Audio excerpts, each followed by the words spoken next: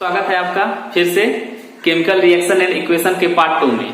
तो chemical reaction equation के part 1 में हमने पढ़ा कि what is the chemical reaction, उसको हम कैसे रिप्रेजेंट करेंगे, उसको हम बोलते हैं chemical equation.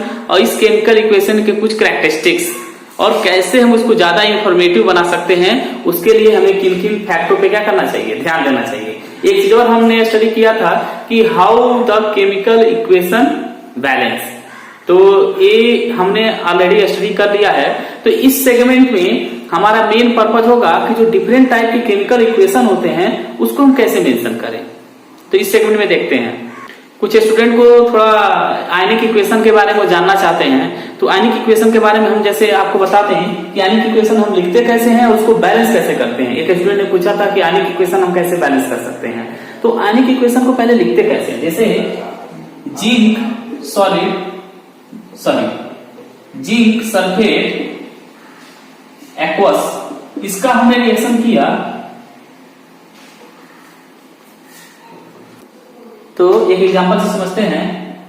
Zinc solid plus CuSO4 aqueous, ये रिएक्ट करेगा, जिंक इस सल्फेट को क्या करेगा, रिप्लेस करेगा Cu से, तो ZnSO4 aqueous plus Cu solid.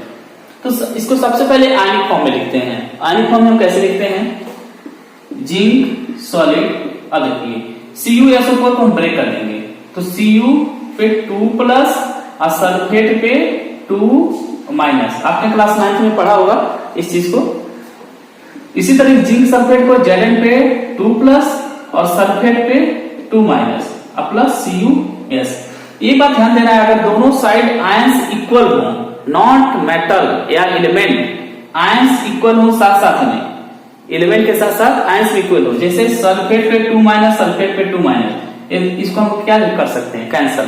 तो हम लिख सकते हैं, अब जिंक और Zn2 प्लस को नहीं कैंसिल कर सकते क्योंकि जिंक पे यहाँ कोई चार्ज नहीं, यहाँ पे 2 चार्ज है, तो हम कैंसिल नहीं कर सकते। उसी तरीके से यहाँ पे Cu पे 2 चार्ज है, यहाँ पे कोई चार्ज नहीं, तो हम इसको भी कैंसिल नहीं कर सकते हैं। एलिमेंट बराबर होना चाहिए, साथ साथ में चार्ज भी बराबर होना चाहिए। तो हम लिख सकते हैं ZnS plus Cu2 plus gives Zn2 plus Cu। अब ये हमारा हो गया आयनिक इक्वेशन। अब इसको बैलेंस कैसे करना है, तो हम ये देखेंगे, ये हमारा है क्या है, रिएक्टेंट, और ये क्या है, प्रोडक्ट। तो रिएक्टेंट और प्रोडक्ट हम देख रहे हैं, जिंक 1 है 1 है, Cu1 है 1 है, एलिमेंट तो बराबर है, लेकिन यहाँ पे चार्जेस देखेंगे। इसका चार्जेस क्या है, 1, यहाँ 0, यहाँ 2, टोटल कितने चार्ज हैं, 2 चार्ज है। यहाँ पे 2 1 0, जिस एलिमेंट पे कुछ भी नहीं लिखा होता है उस पे 0 चार्ज होता है, जैसे Cu पे 0 चार्ज, जिंक पे 0 चार्ज, तो 2 प्लस 0 2 और 2 प्लस 0 2, यानी चार्ज भी आपस में क्या है, इक्वल है। तो यहाँ ये इक्वेशन हमारा क्या है, बैलेंस है। ये आयनिक इक्वेशन हमारा क्या है, बैलेंस है।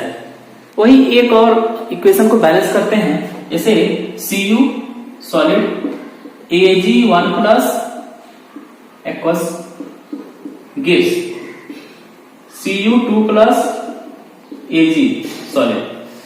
तो यहां पे हम ये देख रहे हैं, Cu1 है 1 है, एटम तो बराबर है, Ag1 है 1 है, बराबर है। चार्ज देखते हैं, रिएक्टेंट में कितने चार्ज हैं, 1, अब प्रोडक्ट में कितने चार्ज हैं, 2।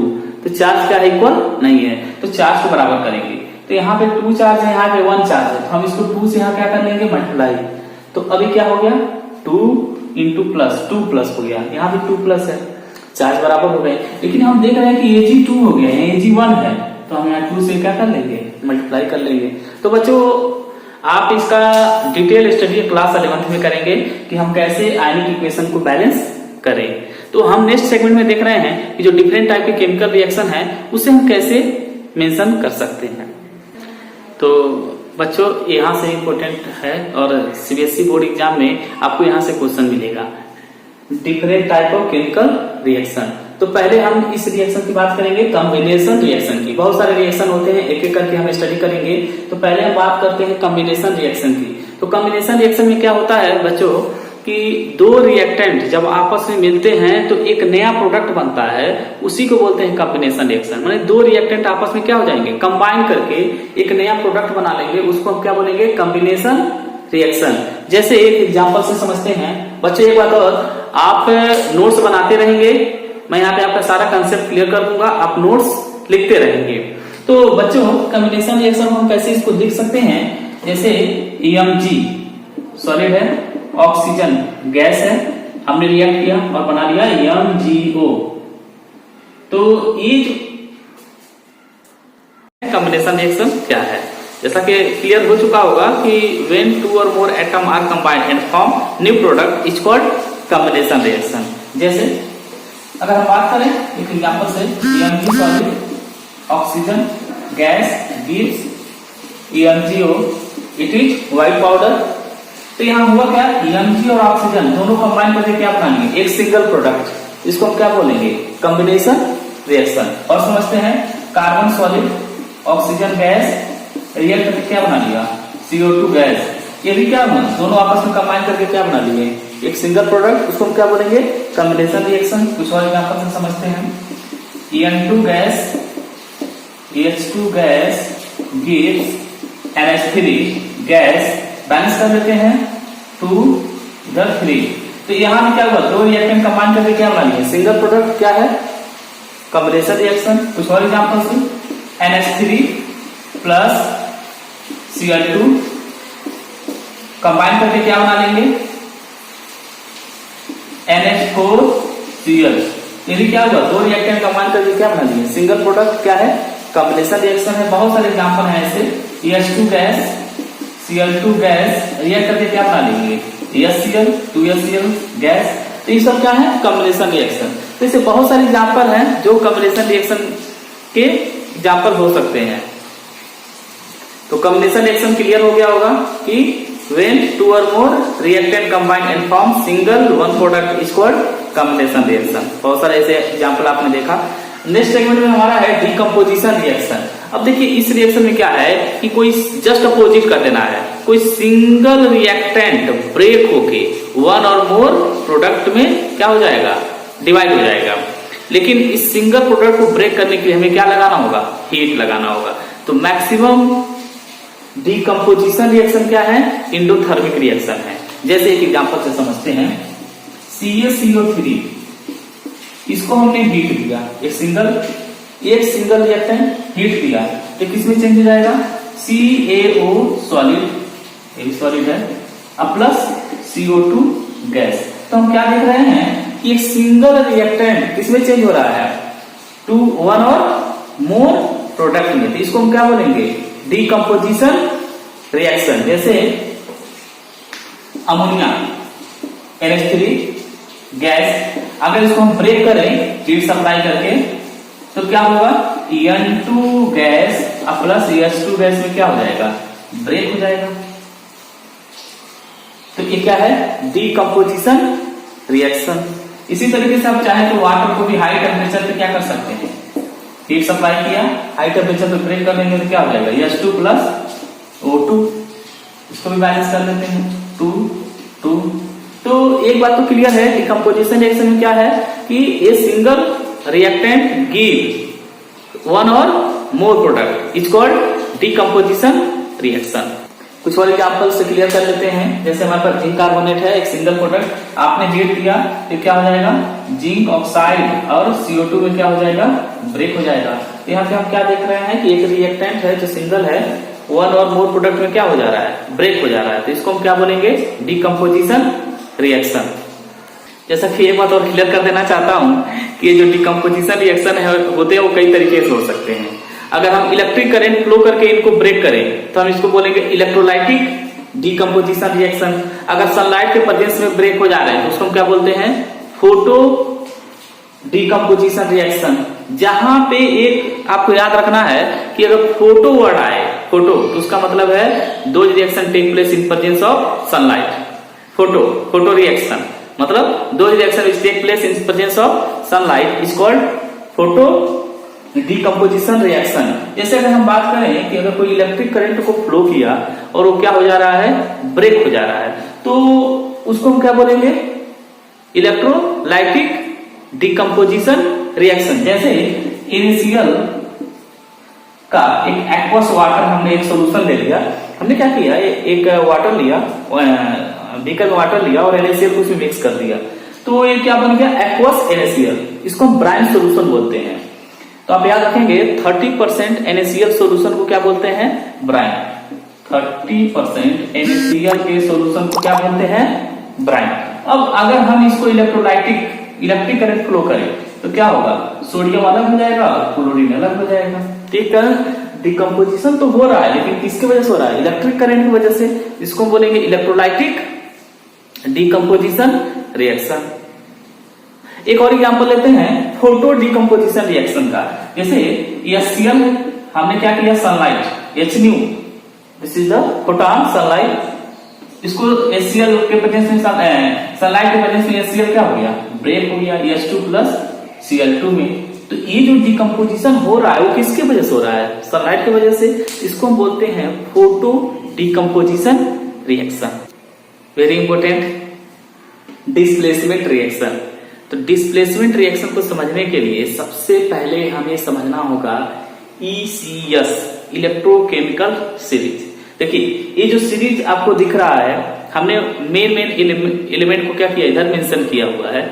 ये जो सीरीज आपको दिख रहा है, ऊपर वाले एलिमेंट मोर रिएक्टिव है और नीचे वाले एलिमेंट क्या है, लेस रिएक्टिव है। तो जैसे पोटेशियम इस सीरीज में सबसे ज्यादा रिएक्टिव है, उसके थोड़ा सा कम सोडियम है। तो सीक्वेंस ऑर्डर इसी तरीके से है, potassium, sodium, barium, calcium, magnesium, aluminium, zinc, iron, nickel, tin, lead, hydrogen, copper, mercury, Ag, silver और गोल्ड Au। यहाँ पे हाइड्रोजन का रिडक्शन पोटेंशियल वैल्यू 0.00 वोल्ट होता है। इसको आप डिटेल में आप क्लास 12th में पढ़ेंगे इलेक्ट्रोकेमिस्ट्री में। तो यहाँ पे थोड़ा सा मेंशन मैं कर दूं, इसकी वैल्यू 0.00 वोल्ट होती है। इससे जो ऊपर है वो ज्यादा रिएक्टिव है, इनसे जो नीचे है वो क्या है, लेस रिएक्टिव है। अब जैसे इसको समझने के लिए एक एग्जांपल लेते हैं। जैसे आपने असेंबली लाइन में आप खड़े हुए हैं, तो हमने क्या किया, सीक्वेंस ऑर्डर से बच्चों को लगा दिया। तो जो ऐसे समझ लीजिए कि जो आगे है वो ज्यादा रिएक्टिव है और जो पीछे है वो लेस रिएक्टिव है। तो अगर जैसे पोटेशियम और सोडियम के बीच में रिएक्शन हो तो पोटेशियम ज्यादा रिएक्टिव है तो सोडियम को क्या कर देगा, रिप्लेस कर देगा। ये चीज है। जैसे सोडियम और बेरियम में देखें तो सोडियम रिप्लेस कर देगा। एक एग्जांपल से समझते हैं, जैसे जिंक और एक ले लेते हैं FeSO4। ध्यान दीजिएगा, यहाँ पे जिंक यहाँ पे है और Fe यहाँ पे है, जस्ट है। इन दोनों में ज्यादा रिएक्टिव कौन है, जिंक ज्यादा रिएक्टिव है और Fe क्या है, लेस रिएक्टिव है कंपेयर टू जिंक। तो जिंक Zn प्लस FeSO4। तो अब यहाँ पे देखिए जिंक ज्यादा रिएक्टिव है, FeSO4, Fe कम रिएक्टिव है।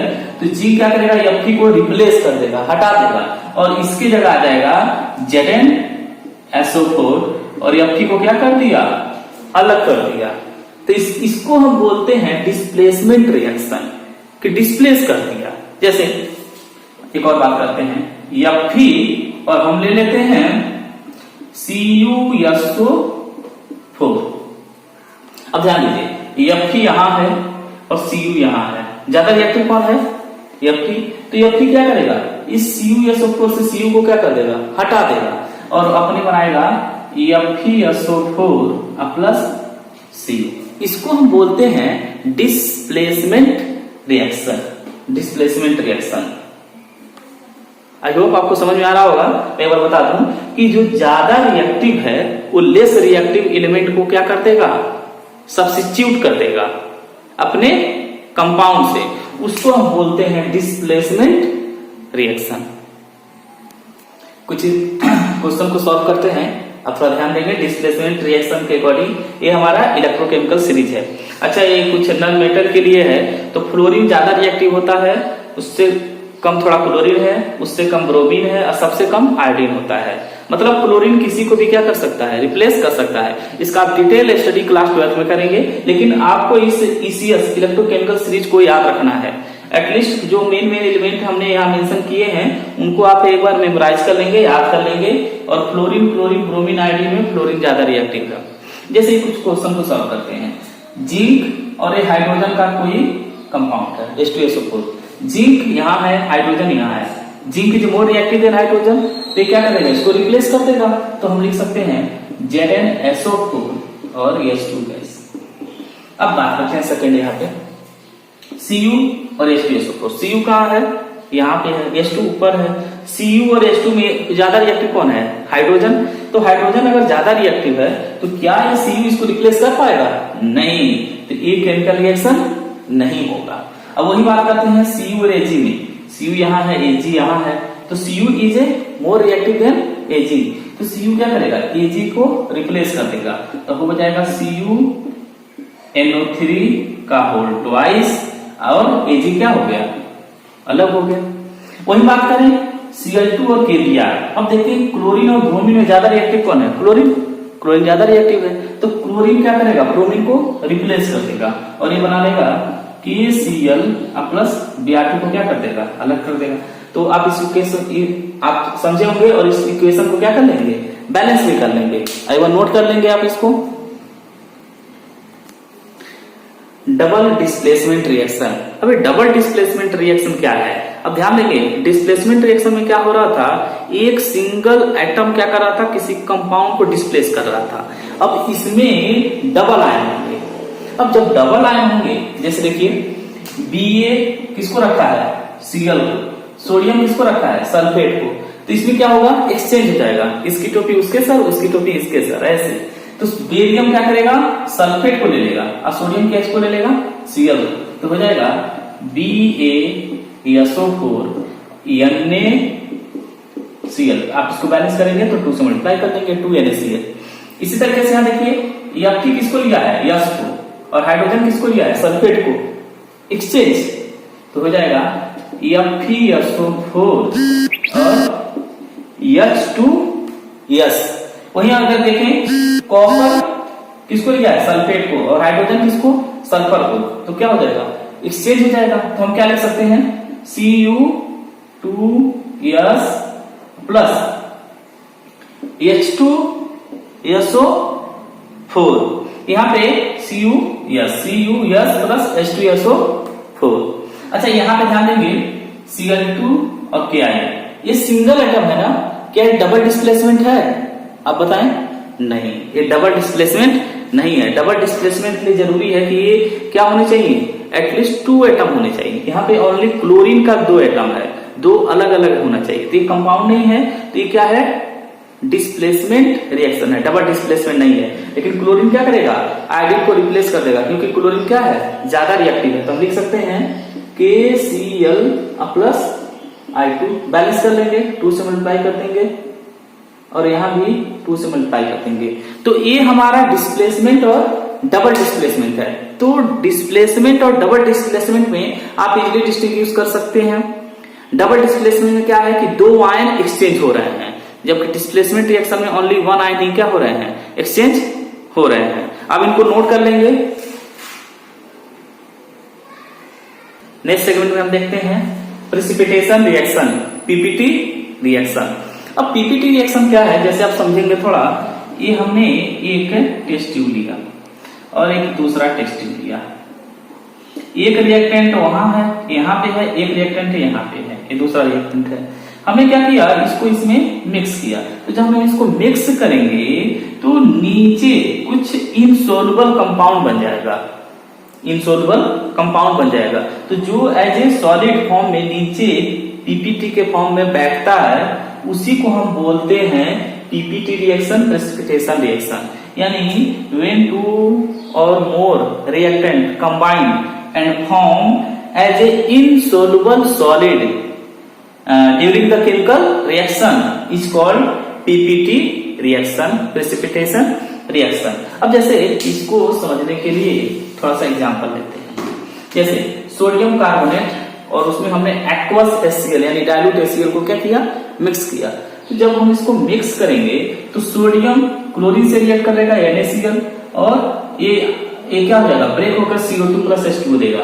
तो ये जो NaCl बन रहा है वो नीचे बॉटम में क्या हो जाएगा, कलेक्ट हो जाएगा। इसको हम बोलते हैं पीपीटी, प्रेसिपिटेशन रिएक्शन। जैसे कैल्शियम हाइड्रोक्साइड, हमने क्या किया, इसमें CO2 गैस को क्या किया, फ्लो किया। तो जब ये फ्लो होगा तो बनाएगा CaCO3, ये क्या होगा, नीचे पीपीटी के फॉर्म में सेटल डाउन हो जाएगा।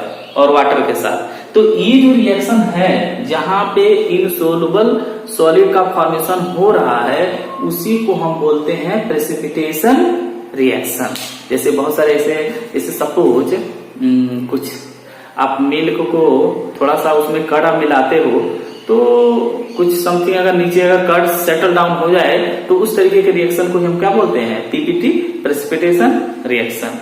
नेक्स्ट रिएक्शन हम देखते हैं न्यूट्रलाइजेशन रिएक्शन। अब देखिए इसमें क्या है कि न्यूट्रलाइजेशन यानी एक एसिड और बेस आपस में रिएक्ट करके क्या बना लेंगे, साल्ट और वाटर। तो इस तरीके के रिएक्शन को हम बोलते हैं न्यूट्रलाइजेशन रिएक्शन। जैसे अगर हम कोई एसिड ले लें HCl और इस बेस ले लें, हम ले लेते हैं NaOH, ये रिएक्ट करके क्या बना लेंगे NaCl साल्ट प्लस वाटर। तो ये क्या है न्यूट्रलाइजेशन रिएक्शन। जिसे और बात करें H2SO4 और यहाँ पे हम ले लें KOH पोटेशियम हाइड्रोक्साइड, तो ये रिएक्ट करके क्या बना लेगा K2SO4 प्लस H2O। अब बैलेंस करेंगे इसको, तो ये क्या बना लिया इसको न्यूट्रलाइजेशन रिएक्शन। एसिड रिएक्ट करके बेस से क्या बना रहा है, एक साल्ट का फॉर्मेशन कर रहा है जिसको हम क्या बोल रहे हैं, न्यूट्रलाइजेशन रिएक्शन। जैसे और एग्जांपल अगर लेना चाहें तो HCl का रिएक्शन हम करते हैं CaOH का होल ट्वाइस, तो क्या बना लेगा CaCl2 साल्ट प्लस वाटर। इसको बैलेंस करेंगे तो इस तरीके के रिएक्शन को हम बोलते हैं न्यूट्रलाइजेशन रिएक्शन, जहां पे एसिड बेस आपस में रिएक्ट करके साल्ट का फॉर्मेशन करते हैं। वेरी वेरी इंपॉर्टेंट, और यहां से सीबीएसई में 100% एग्जाम में क्वेश्चन आएगा ऑक्सीडेशन रिडक्शन रिएक्शन। अब ऑक्सीडेशन रिडक्शन रिएक्शन क्या होता है उससे पहले हम समझते हैं कि ऑक्सीडेशन क्या होता है। ऑक्सीडेशन और एक हमारा हो गया रिडक्शन। अब देखिए ऑक्सीडेशन में क्या होता है, ऑक्सीजन कंबाइन हो जाएगा, ऑक्सीजन कंबाइन करेगा, या हाइड्रोजन लूज कर देगा। तो अगर कोई ऐसा कर रहा है, जैसे कोई एलिमेंट है वो ऑक्सीजन को कंबाइन कर रहा है, अपने साथ ऐड कर रहा है, तो हम कहेंगे उसका क्या हो रहा है, ऑक्सीडेशन हो रहा है। अगर नहीं, अगर हाइड्रोजन को रिलीज कर रहा है, हाइड्रोजन को हटा रहा है, तो भी हम क्या बोलेंगे उसको ऑक्सीडेशन। जस्ट इसी के अपोजिट अगर ऑक्सीजन को क्या कर रहा है, रिलीज कर रहा है, रिलीज कर रहा है, तो हम क्या कहेंगे उसका रिडक्शन हो रहा है। और हाइड्रोजन को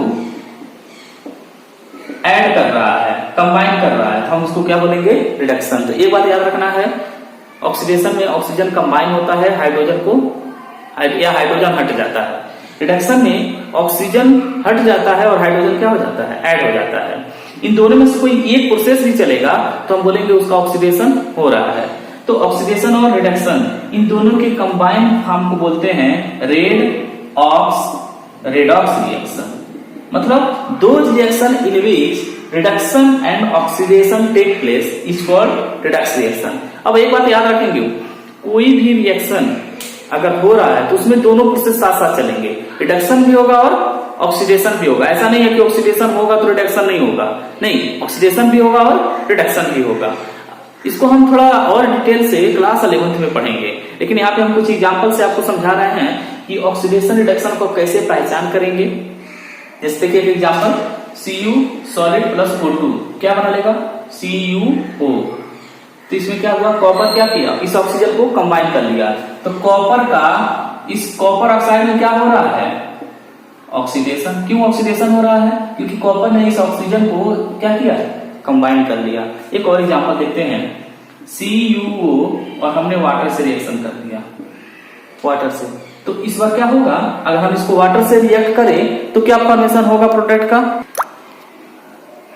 सॉरी, अगर ये हाइड्रोजन गैसेस में हम फ्लो करें तो क्या होगा, Cu जो है अलग हो जाएगा और हाइड्रोजन ऑक्सीजन से कंबाइन करके क्या बना लेगा, H2O। एक बात आप याद रखेंगे, किसी भी रिएक्शन में अगर आपको हाइड्रोजन ऑक्सीजन दिखे कहीं भी तो वाटर का फॉर्मेशन जरूर होगा, ये आप याद रखेंगे, ठीक है। तो CEO प्लस H2, अब इस रिएक्शन ध्यान देखिए, CuO के पास क्या था, ऑक्सीजन था, Cu के पास क्या है, कुछ भी नहीं है। तो Cu ने ऑक्सीजन को क्या कर दिया, रिलीज कर दिया, और जब ऑक्सीजन को रिलीज करते हैं तो उसको क्या बोलते हैं, रिडक्शन। तो CuO का Cu में क्या हो रहा है, रिडक्शन। और Cu का CuO में क्या हो रहा है, ऑक्सीडेशन। तो ऑक्सीडेशन में क्या क्लियर हो रहा है कि ऑक्सीजन कंबाइन हो जाएगा, या फिर इस तरीके से अगर हम देखें तो रिडक्शन में क्या हो रहा है कि ऑक्सीजन को क्या कर देगा, रिलीज कर देगा। एक और रिएक्शन देखते हैं, Fe2O3 प्लस Al। अब ये रिएक्शन अगर कंप्लीट हो तो बनेगा Al2O3 और Fe को अलग कर देगा। देखिए ये कौन सा रिएक्शन है, ये डिस्प्लेसमेंट रिएक्शन भी है, क्योंकि एल्युमिनियम इसको क्या कर रहा है, ऑक्सीडाइज को डिस्प्लेस कर रहा है। लेकिन अब देखिए ध्यान से, एल्युमिनियम यहाँ पे क्या होगा, कुछ भी नहीं था, लेकिन यहाँ पे एल्युमिनियम के पास क्या है, ऑक्सीजन है। तो एल्युमिनियम ऑक्सीजन को कंबाइन किया ना, तो एल्युमिनियम का इसमें क्या हो रहा है, ऑक्सीडेशन। अब यहाँ देखिए Fe2O3 है, ये ऑक्सीजन, और यहाँ देखिए Fe है, तो Fe2O3 Fe को क्या कर दिया, रिलीज कर दिया। तो यहाँ पे Fe का इसमें क्या हो रहा है, रिडक्शन।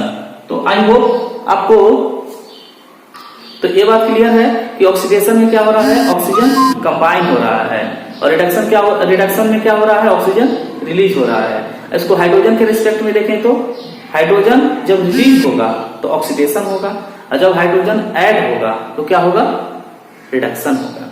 और दोनों कंबाइंड रिएक्शन को हम क्या बोलेंगे, रेडॉक्स रिएक्शन।